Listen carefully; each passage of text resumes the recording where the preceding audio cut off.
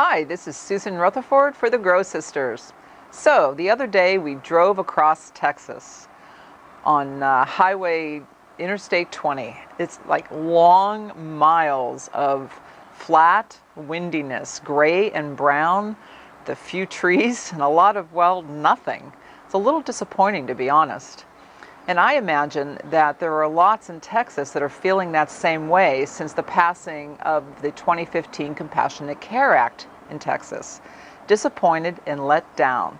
Here we are almost 2 years later, and there's been almost no movement forward to get the medicine into the hands of the intended beneficiaries.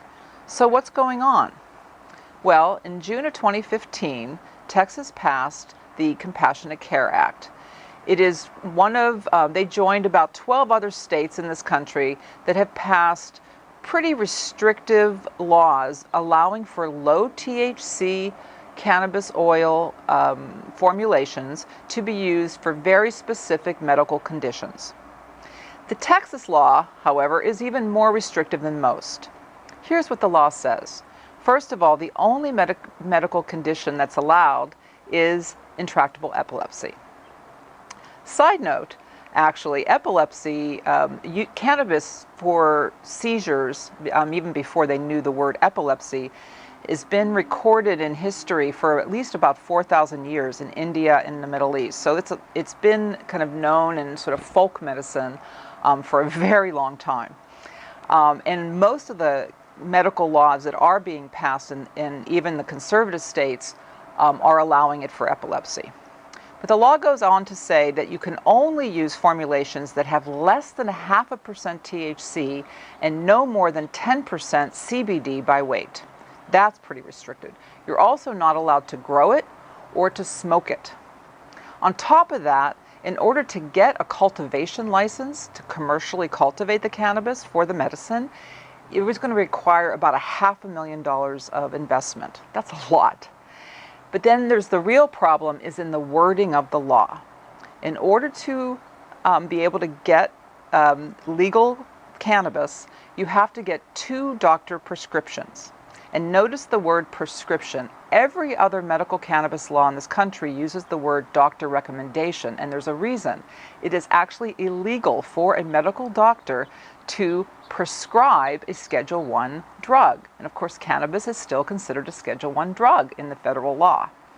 So almost 2 years after this law has been put in effect, there are only 8 doctors in the entire state that have been brave enough to sign up for the program.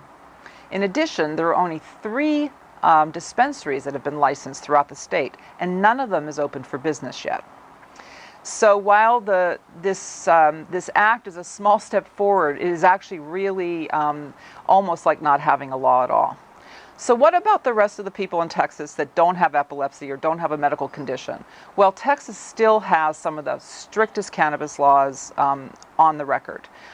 Less than 2 ounce, you can just have a joint. It can get you up to 6 months in jail, $2,000 in fine. If you have 4 ounces, you can get up to a year in jail and $4,000 in fine. And more than 4 ounces is considered a felony, and it comes with a mandatory minimum sentence of 6 months and up to $10,000. Another interesting thing about the Texas law is that they don't consider hash and concentrates marijuana. They put them in an entirely different category. Possession of any of those is considered a felony and comes with a minimum mandatory sentence of 6 months in jail and up to $10,000 in fine. So if I get caught in Texas smoking this vape pen, which contains a cannabis extract, and I use it every night to fall asleep actually, I could land in jail for 6 months. So my recommendation is, if you're a regular cannabis user, stay away from Texas. And if you're interested in learning more about what actually is hash and concentrates, I will be covering that in another segment. But until next time, this is Susan Rutherford for the Grow Sister.